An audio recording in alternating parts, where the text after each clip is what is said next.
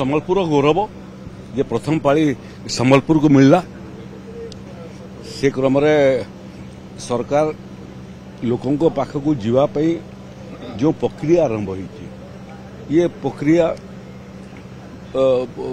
ଆଧୁନିକ ଓଡ଼ିଶା ପାଇଁ ଏକ ନୂଆ ପ୍ରକ୍ରିୟା।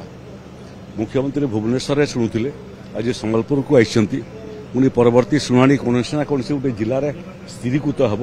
ଦକ୍ଷିଣ ଭାରତରେ ଦକ୍ଷିଣ ଓଡ଼ିଶାରେ ମଧ୍ୟ ଏଭଳିଆ ଜନଶୁଣାଣି କରିବାର ଆମେ ଯୋଜନା କରିଛୁ। କଳାହାଣ୍ଡିକୁ ମଧ୍ୟ ଟାର୍ଗେଟ୍ କରିଛୁ ଆମେ ଯେ ଆସନ୍ତା ଦିନରେ କଳାହାଣ୍ଡିରେ ମଧ୍ୟ ହେବ, ସବୁ ଜିଲ୍ଲାରେ ହେବ। ଏବଂ ମୁଖ୍ୟମନ୍ତ୍ରୀ କେବଳ ଜିଲ୍ଲାକୁ ଯିବେ ସେ ବିଷୟ ନୁହଁ, ମନ୍ତ୍ରୀମାନେ ମଧ୍ୟ ନିରବଚ୍ଛିନ୍ନ ଭାବରେ ଜିଲ୍ଲାକୁ ଯାଉଛନ୍ତି, ସବ୍ ଡିଭିଜନକୁ ଯାଉଛନ୍ତି ଏବଂ ଲୋକଙ୍କର ଅଭିଯୋଗ ଶୁଣୁଛନ୍ତି।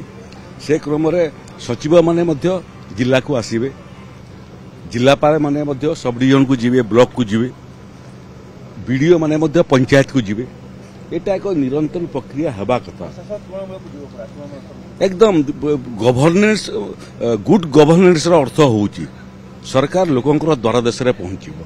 সে প্রক্রিয়া আরম্ভ হয়েছি, তাকে আহরি আমি আধুনিক কারিগরি কৌশলক ব্যবহার করি লোকଙ୍କ পাখକୁ ପହଞ୍ଚିବା, ଲୋକଙ୍କ ସାଙ୍ଗରେ ଯୋଡ଼ି ହେବା।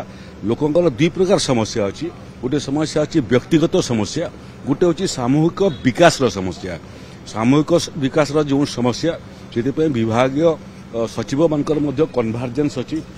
ସେମାନେ ସମସ୍ତେ କୋଅର୍ଡିନେଟ୍ କରିକି ତାକୁ ସଫଳ ରୂପାୟନ କରୁଛନ୍ତି। ବ୍ୟକ୍ତିଗତ ସମସ୍ୟା ଯେଉଁଟା ଅଛି ବ୍ୟାପକ ଭାବରେ ସମାଧାନ ହେଉଛି।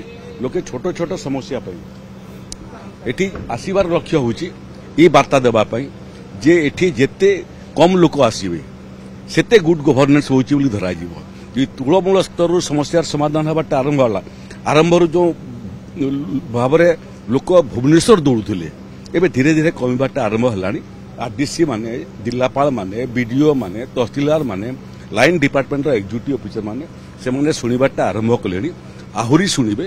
ଏବଂ ଏହି ପ୍ରୟାସ ରହିବ ଯେ ଲୋକଙ୍କୁ ଗୁଡ୍ ଗଭର୍ନେନ୍ସ ଦ୍ୱାର ଦେଶରେ ସହଜରେ, ସରଳରେ ଏବଂ ନିର୍ଦ୍ଦିଷ୍ଟ ସମୟସୀମା ଭିତରେ ପହଞ୍ଚିବ।